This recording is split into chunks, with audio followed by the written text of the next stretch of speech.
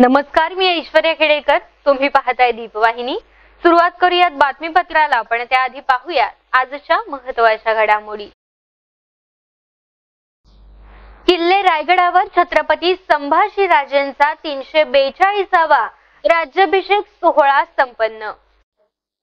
श्री सिद्धिविनायक मंदिराच्या नावाने पैसे उकळण्याचे काम सुरू, मात्र मंदिर व्यवस्थापनाशी संबंध नाही, भाऊ कार्ले यांची माहिती. महिलांवरील अत्याचाराच्या घटनेत दिवसेंदिवस वाढ, महाड शहर पोलिसांनी आरोपीला ठोकल्या बेड्या. पाहुयात सविस्तर वृत्त. छत्रपती संभाजी महाराज म्हणजे शिवरायांच्या पराक्रमाचं एक पुढचं पाऊल. एकाएकी छत्रपती शिवाजी महाराजांच्या अकाली जाण्याने स्वराज्यातील जनतेचा आधारवड निखळला होता.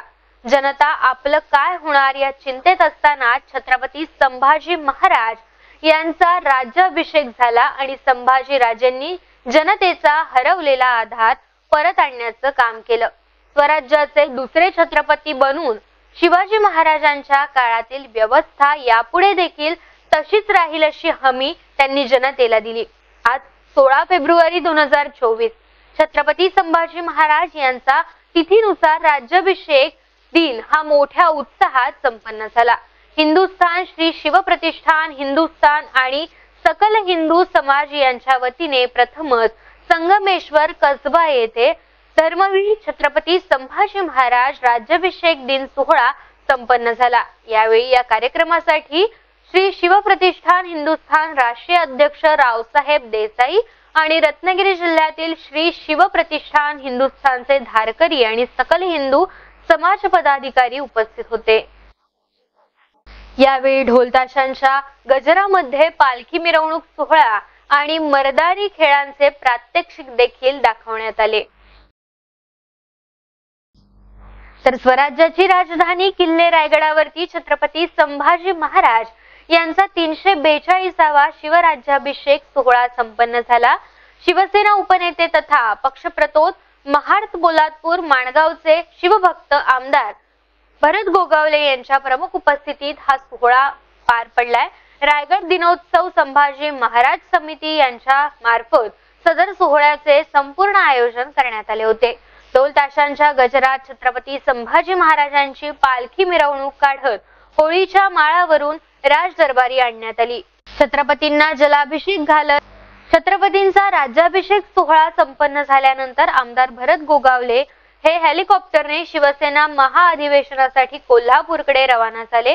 ज्याप्रमाणे छत्रपती शिवरायांचा राज्याभिषेक सोहळा मोठ्या उत्साहाने साजरा केला जातो, त्याच धर्तीवरती छत्रपती संभाजीराजेंचा राज्याभिषेक सोहळा देखील यापुढे मोठ्या उत्साहाने साजरा केला जाईल आणि त्यासाठी छत्रपती संभाजीराजे दिनोत्सव समितीसाठी लागणारी सर्व मदत देखील केली जाईल, अशी ग्वाही आमदार भरत गोगावले यांनी किल्ले रायगडावर उपस्थित असताना दिली. समाधान आहे. 342वा राज्याभिषेक सोहळा रायगडावरती संपन्न होतोय.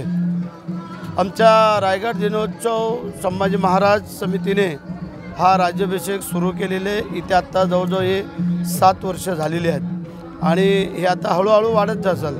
जसं शिवाजी महाराजांचा राज्याभिषेक काही थोड्या लोकांनी सुरू केला आणि त्याला आत्ता मोठ्या प्रमाणात त्याला लोक येऊ लागलेले आहेत, त्या उत्सव साजरा करू लागलेले आहेत. त्याचप्रमाणे संभाजी महाराजांचाही राज्याभिषेक अशाच प्रकारे हळूहळू वाढत जाऊन तो पुढे मोठ्या प्रमाणात होईल, अशा प्रकारचं आम्हाला जेवढं शक्य आहे तेवढं नियोजन करून देण्याचा आम्ही प्रयत्न करतो आहे. रायगड जिल्हा परिषद असेल, महाराष्ट्र शासन असेल, पंचायत समिती असेल, ग्रामपंचायत असेल आणि आमच्या या समितीचे सर्व कार्यकर्ते, पदाधिकारी आणि शिवभक्त या सगळ्यांना मी धन्यवाद देतो की ह्या 2 कार्यक्रम तरी तरुणांनी चुकू नये असं मला वाटतं आहे. एक शिवाजी महाराजांचा राज्याभिषेक आणि एक संभाजी महाराजांचा राज्याभिषेक, हे 2 कार्यक्रम आपल्या सगळ्यांनी करावेत, यावेत, इथं नतमस्तक व्हावं अशी माझी सगळ्या तरुणांना आव्हान आहे, विनंती आहे. वळूयात पुढच्या बातमीकडे. 1905 साली खेडमधील सोनाराळी परिसरात गणेश चतुर्थीच्या दरम्यान कैलासवासी हरी रंगनाथ कार्ले यांना त्यांच्या मालकीच्या जमिनीमध्ये श्री सिद्धिविनायकाची मूर्ती असल्याचा दृष्टांत आला होता आणि तिथे प्रत्यक्षात सिद्धिविनायकाची मूर्ती देखील प्रकटली। त्यानुसार पुढे मंदिर उभारण्यात आलं। तरी आज तागायत येथे भक्तजन नियमित येऊन श्री सिद्धिविनायकाचं मनोभावे दर्शन घेतात आणि पूजा विधी देखील करतात। परंतु श्री सिद्धिविनायक मंदिराच्या नावाने पैसे उकळण्याचे काम करत असल्याचे प्रसाद उर्फ भाऊ कारले यांच्या निदर्शनास आणून दिल्यानंतर त्यांनी निवेदन सादर करत या गोष्टीशी मंदिर व्यवस्थापनाचा काहीही संबंध नसून आम्ही यास कोणत्याही प्रकारे जबाबदार नसल्याचे निवेदन सादर करत सदर माहिती दीपवाहिनीजवळ बोलताना सर्व सिद्धिविनायक गणेश भक्तांना आवाहन करत दिली आहे। यात काय म्हणतात भाऊ कारले। गेले काही वर्ष आमच्या सिद्धिविनायकाचे भक्तगण विचार करत असल्यामुळे हे निवेदन देत आहोत। कैलासवासी हरी रंगनाथ कारले यांना दृष्टांत होऊन त्यांनी 1905 साली या सिद्धिविनायकाची मूर्ती आमच्या अंगणातील पूर्वीच्या या धान्य कोठाराचे खोलीत केलेली आहे। त्यांचे पश्चात त्यांची तिन्ही मुले कैलासवासी विनायक उर्फ आबा कारले, माधव कारले व माझे वडील श्री मोरेश्वर हरी कारले अर्थात हे तिघेही आज मितीस हयात नाहीत। त्यामुळे हे वडिलोपार्जित देऊळ माझ्या म्हणजे प्रसाद मोरेश्वर उर्फ भाऊ कारले यांच्या पूर्णतः निव्वळ खाजगी मालकीचे असून बाकी इतिहास आपल्याला इथे देवळात खिडकीला लावलेला दिसतो। गेली 6 वर्ष मी भाऊ कारले व कुटुंबीय या दानपेटीत जमा होणारा निधी त्यातील नैमित्तिक व्यवस्थापन खर्च वजा जाता उर्वरित निधीमधून जो शिल्लक राहतो त्यात स्वकमाईची भर घालून आणि आमच्या घराण्याचे संबंध असणारे माझे वडील बंधू श्रीयुत आबा जोशी यांचे भक्कम सहकार्यातून इथे दरवर्षी श्रीयुत गणेश यागाचे व त्या अनुषंगाने साऊंड सिस्टीम, देवळाला लाइटिंग यासाठी होणाऱ्या सर्व कार्यक्रमाचे नियोजन व आयोजन करत असतो। देवळाचे व्यवस्थापनाबाबत उदय केळकर गुरुजी, अरविंद शास्त्री बडवे, अवंतिका अतुल केळकर, दिग्याशेठ आपटे यांचा नैमित्तिक सहभाग असतोच। तथापि उपरोक्त सर्व प्रकारच्या खर्चासाठी आम्ही कोणाकडेही घरोघरी देणगी स्वरूपात निधी प्रत्यक्ष जाऊन जमवत नव्हतो व आजही नाही, किंवा कोणत्याही मंडळातर्फे आमच्या देवस्थान अंतर्गत धार्मिक कार्यासाठी पावत्या फाडून निधी जमवत नाही।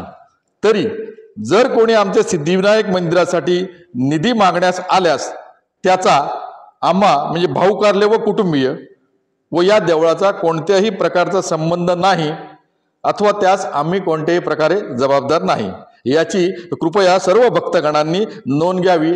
आपणा सर्वांकडून सारखी विचारणा होते म्हणून हे निवेदन देण्याची कृपया वेळ आली, गैरसमज नसावा आणि श्री सिद्धिविनायकाची कृपा आपल्यावर अशीच अखंड राहो ही नम्र प्रार्थना।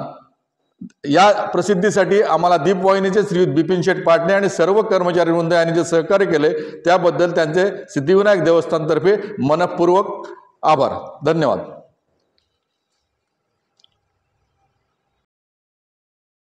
बलात्कार तसेच महिलांवरील अत्याचार या घटना सध्या दिवसेंदिवस वाढतच आहेत। महाड शहरात महिलेवर बलात्कार करून तिचे व्हिडिओ व्हायरल करणाऱ्या आरोपींना महाड शहर पोलिसांनी बेड्या ठोकल्याचे वृत्त समोर आले।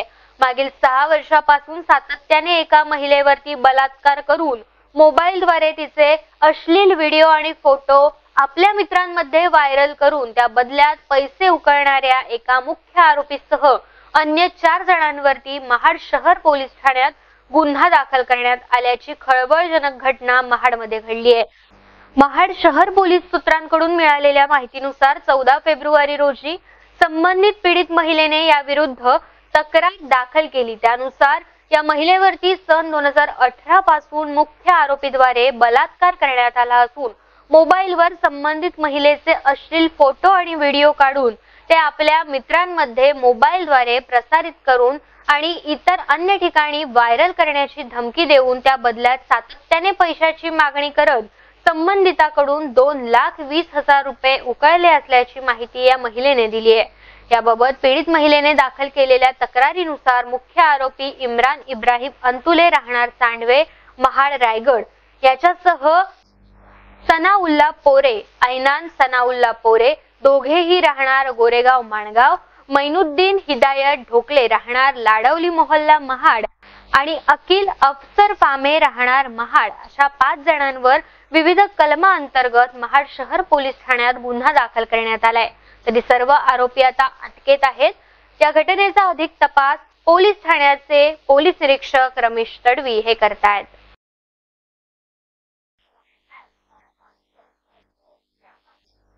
खेड दापोली मंडणगडचे आमदार योगेशदादा कदम यांच्या वाढदिवसानिमित्त 16, 17 आणि 18 फेब्रुवारी रोजी युवा महोत्सवाचं आयोजन करण्यात आलंय।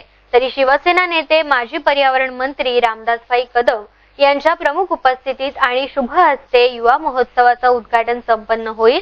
यावेळी आमदार योगेशदादा कदम यांच्या पत्नी श्रेयाताई कदम यांची देखील प्रमुख उपस्थिती लाभणार आहे। योगेशदादा युवा महोत्सव 2024 मध्ये महिलांसाठी खास मोफत लकी ड्रॉ आयोजित करण्यात आलाय। यामध्ये आकर्षक बक्षिसं ठेवण्यात आली असून 17 आणि 18 फेब्रुवारी रोजी कार्यक्रम स्थळावरील काउंटरवरून महिलांसाठी लकी ड्रॉ साठीचे कुपन उपलब्ध करून देण्यात येणार आहेत।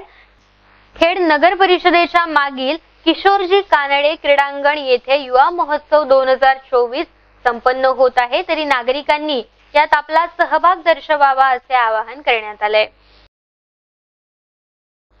एकविरा मित्रमंडळ खेड कुंभारवाडा यांच्यातर्फे खेड क्रिकेट चॅम्पियनशिप 2024 चे आयोजन करण्यात आले।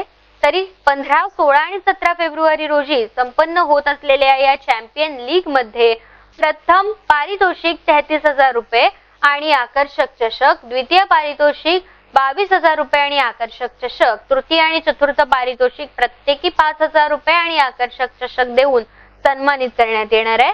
तरी मालिकावीर, सामनावीर, फलंदाज, गोलंदाज, क्षेत्ररक्षक यांच्यासाठी देखील आकर्षक चषक ठेवण्यात आले। या खेळाचे पुरस्कृत खेड दापोली मंडणगड विधानसभा मतदारसंघाचे आमदार योगेशदादा कदम यांची प्रमुख उपस्थिती लाभणार आहे। खेड कुंभारवाडा येथे आयोजित स्पर्धेचे थेट प्रक्षेपण आपल्या दीपवाहिनीवरती प्रसारित करण्यात येत आहे। त्यामुळे दीपवाहिनीच्या सर्व प्रेक्षकांना घरबसल्या हा सामना पाहता येणार आहे। डिसेंबर मध्ये institute of chartered accounts of India तर्फे घेण्यात आलेल्या सीए फाउंडेशन परीक्षेचा निकाल जाहीर झाला। यामध्ये रोटरी इंग्लिश मीडियम स्कूल खेडच्या 2 माजी विद्यार्थिनींनी उत्तीर्ण होऊन रोटरी स्कूलची यशोगाथा कायम राखली आहे। सीए कोर्सच्या प्रवेश परीक्षेसाठी सीए फाउंडेशन परीक्षा घेण्यात येते।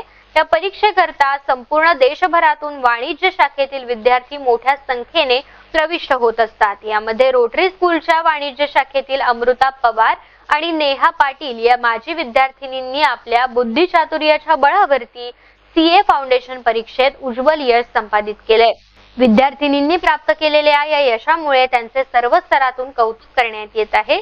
संस्थेचे चेअरमन बिपिनदादा पाटणे, संस्थेचे पदाधिकारी तसेच शाळेच्या मुख्याध्यापिका भूमिता पटेल, सर्व शिक्षक आणि शिक्षकेतर कर्मचारी यांनी सीए फाउंडेशन परीक्षेत उत्तीर्ण झालेल्या विद्यार्थिनींचे अभिनंदन करून त्यांना पुढील वाटचाली शुभेच्छा देखील दिल्या। घेऊयात छोटीशी विश्रांती। तुम्ही पाहत रहा दीपवाहिनी। नवीन वर्षासाठी दीप केबल नेटवर्क घेऊन आले धमाका ऑफर। मनोरंजनाचा खास खजिना 56 HD अधिक 253 SD चॅनल्स आता फक्त 3,300 रुपयाच्या वार्षिक प्लॅन वर। तर मग वाट कसली पाहताय, आजच रिचार्ज करा। आता एकाच वेळी एकाच घरात 3 वेगवेगळे चॅनल्स पाहण्याची सुवर्ण संधी। एक टीव्ही आणि 2 मोबाईल वरती पाहता येणार 3 वेगवेगळे चॅनल्स। सर्व मराठी चॅनल्स आणि झी पॅकेज 6 महिने फक्त 1,250 रुपये आणि 12 महिन्यासाठी फक्त 2,400 रुपये। विश्रांतीनंतर तुमचं पुन्हा एकदा स्वागत। तुम्ही पाहताय दीपवाहिनी। खेड शहरातील बजम-ए इम्दादियाच्या MIA प्रायमरी आणि MIB गर्ल्स ज्युनियर कॉलेजच्या विद्यार्थिनींनी आंतरशालेय स्पर्धेत मोठं यश संपादित केलंय। 15 फेब्रुवारी 2024 रोजी कालसेकर कॅम्पस खेड येथे अंजुमन-ए असातीच्या कोकण आयोजित विविध स्पर्धांमध्ये भाग घेत त्यांनी तृतीय क्रमांक पटकावलाय। नाथ-ए पाक मध्ये अजिजा परकार, प्रश्नमंजुषामध्ये सफवा परकार तसेच सिरत पेडेकर आणि संवाद स्पर्धेत अरसेन टेटवलकर तसेच बतुल शेख यांनी यश संपादन केलंय। त्यांना प्रशालेतील शिक्षक रिजाऊर रहमान खान, रुबिना कडवईकर आणि अल्ताफ करबेलकर या शिक्षकांचे मार्गदर्शन लाभले। संस्थाध्यक्ष ARD खतीब, संस्था सदस्य मुख्याध्यापक शहाबुद्दीन परकार, सर्व शिक्षक, शिक्षकेतर कर्मचारी, पालक आणि विद्यार्थिनींनी या सर्व खेळाडूंचे अभिनंदन केले. Lions Club of Khed city नेहमीच विविध सामाजिक उपक्रम राबवत असते.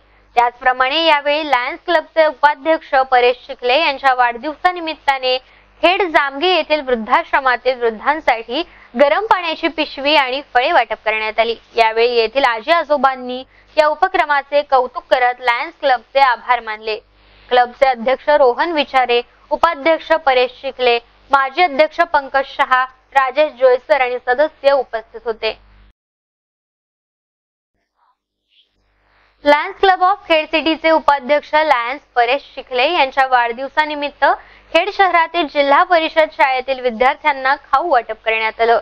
खेड जिल्हा परिषद शाळा क्रमांक 1, खेड जिल्हा परिषद शाळा क्रमांक 2, खेड कन्या जिल्हा परिषद शाळा आणि पौत्रिक मोहल्ला उर्दू शाळा या शाळेतील विद्यार्थ्यांसाठी खाऊ वाटप करण्यात आले. यावेळी क्लबचे अध्यक्ष रोहन विचारे, उपाध्यक्ष परेश चिखले यांच्यासह विविध पदाधिकारी आणि मान्यवर उपस्थित होते.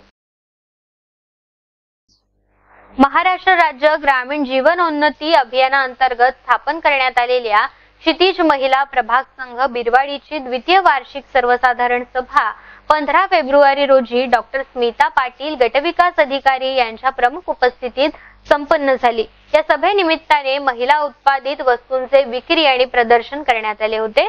मंगळागौर कार्यक्रम तसेच विविध गाणी, CMEGP, PMFME, सामाजिक सुरक्षा, DDU-GKY, घनकचरा व्यवस्थापन असे विविध कार्यक्रम तसेच योजनेविषयीचे डॉक्टर स्मिता पाटील यांनी महिलांना मार्गदर्शन केलं.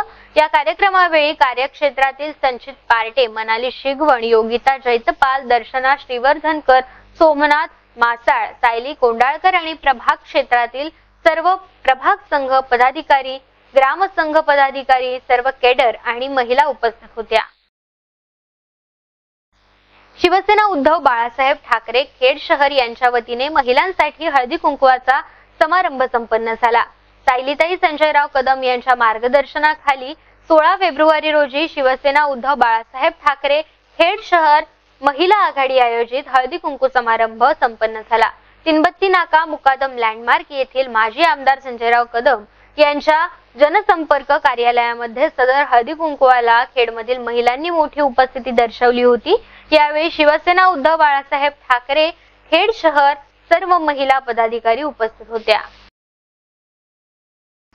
खेड शहर शिवसेना महिला आघाडीतर्फे आमदार योगेशदादा कदम यांच्या वाढदिवसाचे औचित्य साधून खेड येथील LP इंग्लिश मीडियम स्कूल, जिल्हा परिषद शाळा क्रमांक 1 आणि कन्या शाळा येथील विद्यार्थ्यांना खाऊ आणि शालेयोपयोगी वस्तूंचे वाटप करण्यात आले.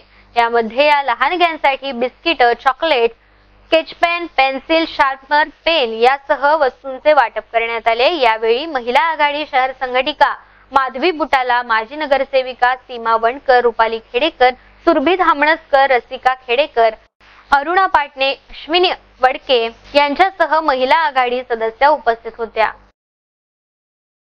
छत्रपती शिवाजी महाराजांनी सह्याद्रीच्या कड्या कपारीतून अनेक बहुजनांना एकत्रित करून त्यांना शिवकालीन शस्त्रविद्या शिकवून त्यांच्या बरोबरीने महाराष्ट्राची माती जिंकून घेतली आणि स्वराज्याची स्थापना केली. महाराष्ट्रावर कुण्या परकीय शत्रूची नजर जाऊ नये म्हणून छत्रपती शिवराय आणि त्यांचे मावळे यांनी आपल्या प्राणाची आहुती दिली. अशी मर्दानी कला शिवकालीन मावळे ज्या पद्धतीने विविध शस्त्र चालवण्यासाठी पारंगत होते, तीच शस्त्रकला जोपासून लोकांचे मनोरंजन आणि शिवकालीन इतिहासाबद्दल आत्मीयता निर्माण करण्याचे काम सांगली वाटेगाव येथील मावळ्यांनी सुरू केले. खेडमधील नुकत्याच संपन्न झालेल्या जेसी फेस्टिवल 2024 मध्ये लोकशाहीर अण्णाभाऊ साठे दांगपट्टा मंडळाचे प्रमुख आणि खेडमधील श्रीमान चंदुलाल शेठ हायस्कूल अँड ज्युनियर कॉलेजचे प्राध्यापक सतीश साठे यांच्या मार्गदर्शनाखाली सांगली येथील वाटेगावच्या या मावळ्यांनी मर्दानी खेळाचे प्रात्यक्षिक करत उपस्थित रसिक प्रेक्षकांची मने जिंकली आहेत.